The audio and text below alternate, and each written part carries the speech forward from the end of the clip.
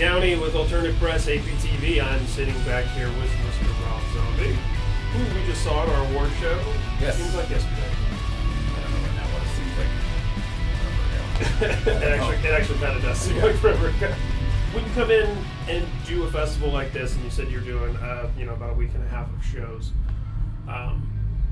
making the set list. I mean, at this point, is it just like this is the festival set list? Pretty much. I mean, for the most part, you play maybe somewhere from an hour to 70 minutes for most festivals, even when you're headlining, more or less. So, you kind of have to stick to the hits. Because if you don't, everyone complains. You can't win. You stick to the hits, everyone gets bored with them, you don't play them, everyone complains. So what are you going to do, Yeah. It's a definite damned if you do, damned if you don't. Pretty much. Yeah.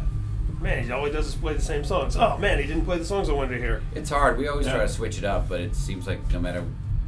After a point, you play so many shows that unless you really just start playing obscure songs, which never works, by the way, because every time we try that, right, you feel the energy. Despite how much people say they want, every always like, because you play a song that literally you played 5,000 times and it always gets a great response, and you go, let's play this one, and you just feel like, that's why we don't play that one.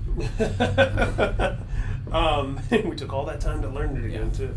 Waste of time. And I remember, and this seems like yesterday, but it was in fact also a really long time ago. J5 coming along and kind of reinvigorating you with doing music and wanting to go. That was like 10 years ago now. Yeah. You're like, I mean, it's a long time. I don't know. I might have been playing with John longer than I've played with anybody. Wow. It just seems like it's been fun again for you for a while now, whereas for a minute there maybe. It goes up and down. Being in a band is hard. Not hard like it's hard work, but it's hard holding people together. Like any relationship. Yeah, and you get 4 people, and it's really, especially when you're younger, it really is hard to hold it together, because especially if you get success, because success usually amplifies the worst aspects of most people's personalities. Mm-hmm. And so that always is tough. That's always difficult. We'll fix that first. But now it's great. But it took a long time to find the right people. And we have now. This has been the longest we've held a group together. Yeah. It comes and goes. When I did my first record, Hellbilly Deluxe, that was a really solid band. I really liked that band, and we did 2 records, and then somehow it all starts falling apart. And it's not always, sometimes it doesn't even concern me. It's like they start getting at each other, and they're not talking. Yeah. And touring with a band where the guitar player won't speak to the bass player won't speak to the drummer, you can fake it for a while, but it really becomes a drag.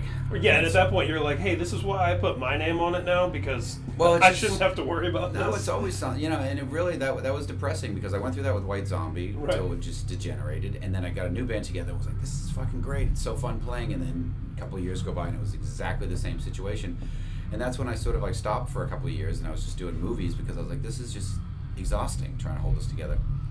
And then John came in, and we actually went through some more of that with people coming and going until, 25 years later, I think I have a good group. Now it's dialed in. Long story short. And you do have a new record that I remember you tweeted about how psyched you were about it. I believe that was in January. And it's about to be January again. So. Yeah, we haven't been working on the record for a really long time, but what happened was we spent about a year on the record, but not working solidly. We would work on it for a couple weeks, break it down, go back on tour. So we would record, go back on tour, come back, record, go back on tour. But what really happened was it gives you a chance to really live with the songs, so you can really hone them down and go, wow, now they're really fucking good. I'm glad we didn't put it out 6 months ago because we hadn't listened to it enough. And then for me, then a movie creeps in. Mm-hmm. I make the movie, and then I was going to put the record out about 6 months ago, but I'm like, that's going to coincide with the movie, so I'm going to no chance to promote the record at all. So you're basically taking a great record and just knowing you're flushing it down the toilet. So yeah, I just held it till it'll be early next year, to when I knew there was time to put it out properly, make a lot of videos, go on tour. Yeah, you've been saying that you want to make a lot of videos, maybe even make a video for every song. Yeah, I'm definitely going to make a video for every song, or make a movie that goes with the whole thing, something, because I'm, at this point, selling records is, I don't even think about it. It's a complete waste of time. It's a complete waste of brain power.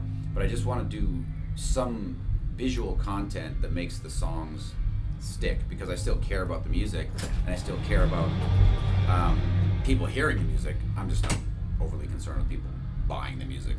Right, right. And it's a good thing not to be overly concerned with it, because there's nothing you can really do about it now. There was a time where that was something, but it isn't anymore. So. Yeah, well, and I think with the persona and career that you've cultivated, you're in a position to be able to, with the record, not only, like you said, maybe have a companion film, but also deluxe packaging and cool shit that comes with it that makes it worth owning something physical. Yeah, I mean, and even that, that's gotten tough over the, because I mean, that is just a dying thing, and I know it is. Physical product is just sort of a thing of the past. I mean, sure, we still do, we still make it, we still try to make it great because there is a, certain percentage of people that do like that, but it's very small. So that's why, to me, it was all about making visual content that would live online, because I think that's the majority of where people hear and see music. Sure. And that's all I care about, is just getting it out there. And that was part of the reason why we couldn't break down forever and not tour, because it wasn't worth not touring to do that. Yeah, it used to be. It used to be. But here's the advance where you can afford to stay home for a while and make the record. Right, and everything sort of balanced out, because strangely enough, those record sales have gone down to nothing. Like, you can definitely get a #1 record with your worst selling record ever, which is always kind of funny. Concert attendance has gone the other direction, and that's gone up, so. And they haven't figured out how to download merch yet, so. They will. They will, but so far so good. Here's the death of it all. Hopefully we'll be the hologram band. That will be the end of it all. Yes. When we officially not needed for any reason. Yeah, when you can, or even if you are performing, you're just like sitting at home and you're touring everywhere at once. Or you do one show once, it goes to every single city, and your tour lasts 24 hours. And then they put you back in the sarcophagus.